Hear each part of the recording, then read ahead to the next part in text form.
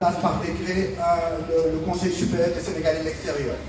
2000, on a eu le symposium de Watt. 2003, on a eu le ministère des Affaires étrangères à laquelle on a adossé le ministre chargé des Sénégalais de l'extérieur. 2014, on a eu la problématique des députés de la diaspora, sans compter les aspects financiers qui se tournent autour de 5 ans. Est-ce que ça, ce sont des solutions pour faire émerger la diaspora ou faire en sorte qu'elle participe au développement du Sénégal? C'est ça que je veux entendre des candidats. Non pas de vous reprendre des termes qui, de toute façon, ceux avant eux l'ont utilisé, l'ont biaisé, et c'est pas ça qui fait la confiance.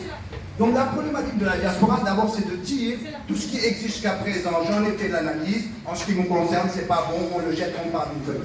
C'est mon point de vue. Deuxièmement, c'est de dire, sur le rapport, il y a même une règle noire sur la diaspora. Je pense que c'est important, le président, c'est important. Il doit bien nous entendre. Je termine. Donc je termine pour dire que la problématique de la diaspora, elle est structurelle, elle n'est pas politique.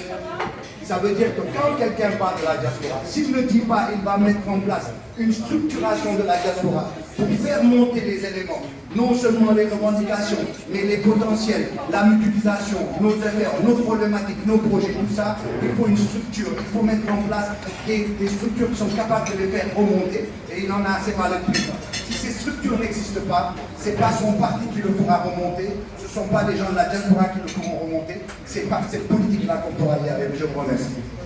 Voilà, réponse à M. Kahn. Bon, je crois que ce que la vidéo fait ressortir, c'est quand même le créateur d'emploi. Ça c'est confirmant.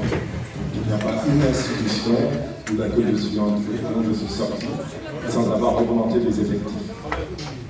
Mais ça, c'est la création d'une activité. La majorité des employeurs du Sénégal, sénégalais, ont reçu mon compte.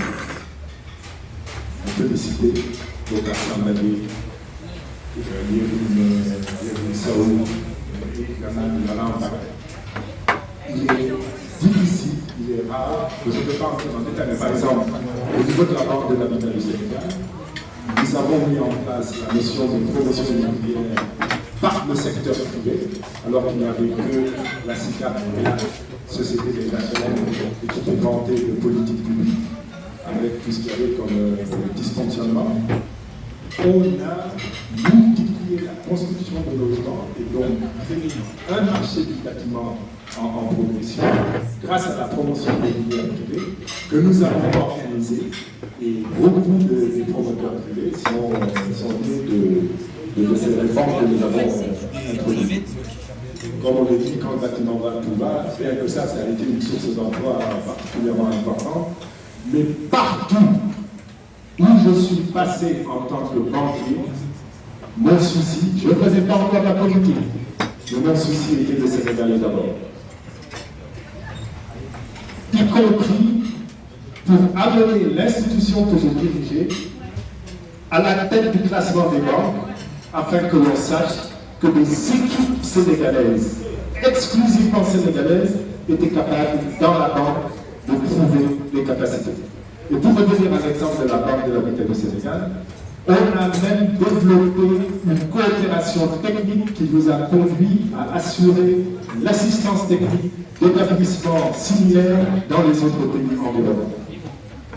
Donc, sur le plan objectif et sur le plan global, voilà ce qui m'a animé dans les missions qui m'ont été confiées. Il y avait certes le redressement d'établissements en difficulté à assurer, mais il y avait la recherche de sauvegarde d'emploi et la création d'emplois, notamment pour les jeunes.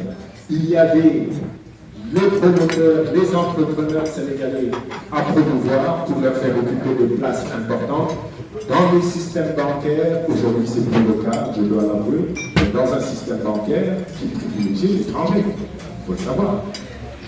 Et j'ai terminé par une expérience que je juge heureuse, parce que la banque sénégalo-tunisienne, c'était la seule banque au capital sénégalais à 100%. Un crédit On met en jeu des garanties parce que la banque ne prête pas son propre argent, elle prête l'argent des autres Sénégalais. Quand vous gaspillez cet argent et que vous le gérez mal et qu'ensuite il faut en venir, après avoir essayé évidemment toute autre tentative de solution, et à ce moment-là, il faut réaliser des garanties. C'est du dommage, certes, mais c'est du dommage justifié. Babacar,